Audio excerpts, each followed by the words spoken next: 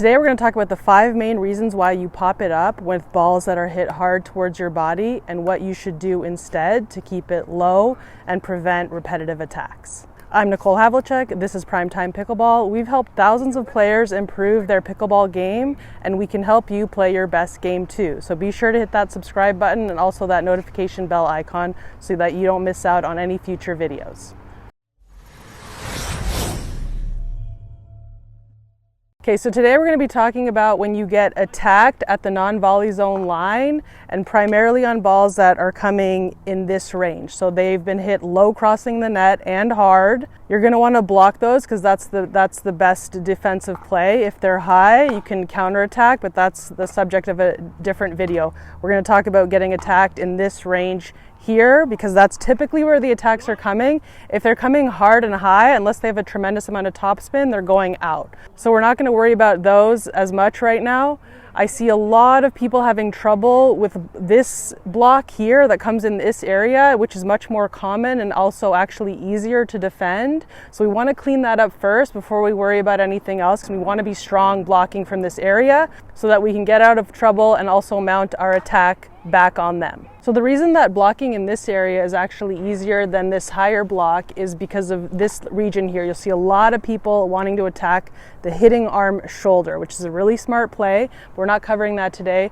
We're just covering this area here because it's also extremely common, and I see a lot of people messing this up, even though it is easier because it can be defended pretty well, comfortably with forehands here and backhands here, okay? So, and also when I say block, you're doing a reset, and what a reset is the incoming ball has a lot of pace and you're taking all that pace off and dropping it in or near the kitchen to force them into a low contact because your ball is soft and it's going to bounce low and stay short in the court, and that's how you're going to reset the point so that you don't continually get attacked, okay? So a blocking reset shot. The first main problem that I see on these blocks here in this area is that players are trying to block that shot when it comes into their body with their forehand, okay? This is much more difficult than a backhand block. So I'll often see them even, coming up, they're late on the split, they get attacked in the body, and then they're doing this kind of thing, and it just goes badly, okay?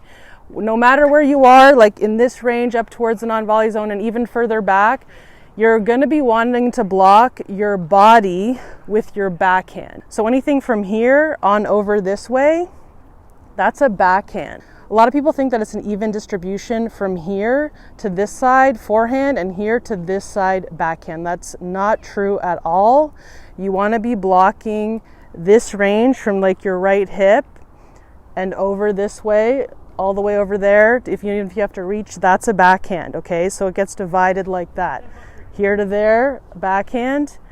Here to here is forehand, okay? You can even go as far as blocking here with your backhand. That's more comfortable than this, all right? So when even really here to there, you can block the forehand here. This is kind of a decision range here. If you want to do a backhand or a forehand, this is okay.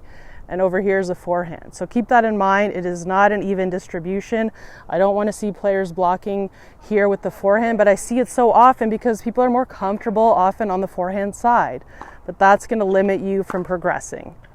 If you're enjoying this video, please go ahead and hit that like button and subscribe to this channel, and also hit that notification bell icon so you can be notified anytime we release a new video. Okay, and number 2 is being too jerky with your body movement during the block.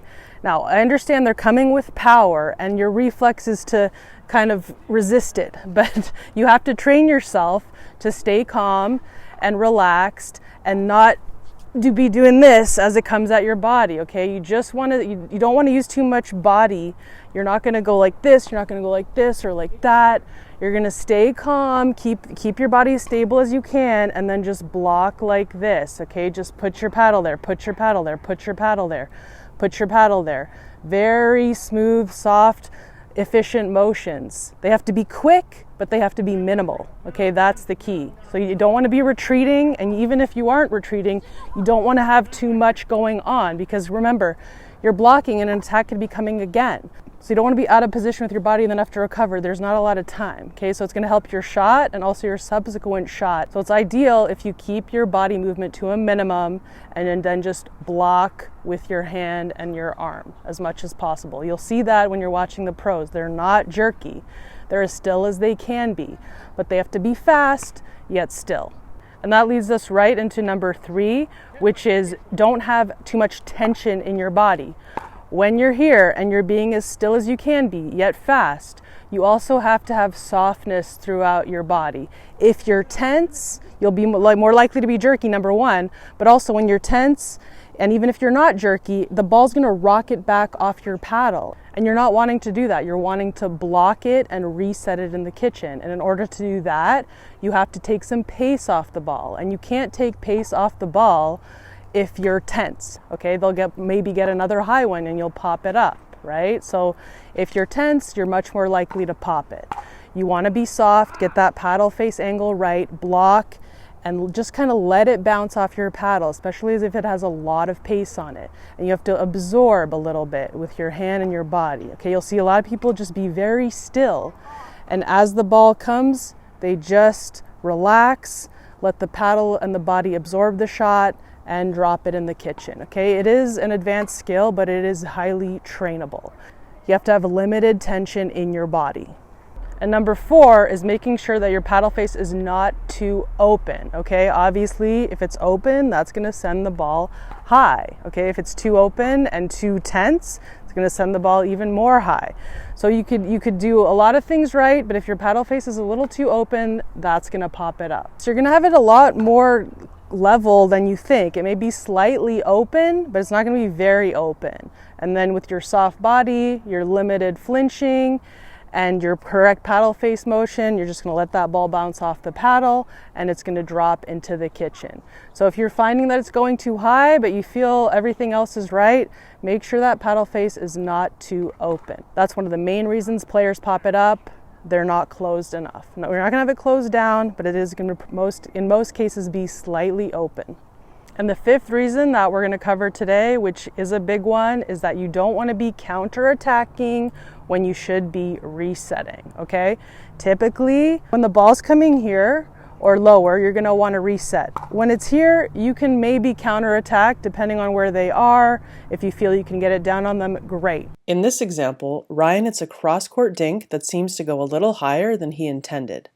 Alex decides to attack straight ahead to Michelle, who feels she has a high enough contact to counterattack, so she does. Katie hits a reset block that goes a bit higher than she intended. Michelle follows up with an attack that ends the point.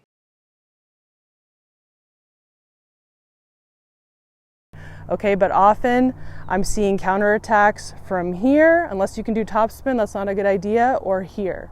You want to be really picky about when you're counterattacking. With the grit on paddles getting more and more, with topspin coming into the game more and more, certainly you can counterattack more, but I'm often seeing flat counterattacks, no topspin, and you're just giving them high contacts, and if they don't mind the pace, they're going to have high contacts to punish you repeatedly with, okay? You want to learn how to reset these balls. It is a key skill if you want to move up in levels. Okay, there's no way around that. If you seem to be popping it up a lot with resets from this area, then check these things and fix them, and your resets will be so much better when blocking shots in this mid to low range.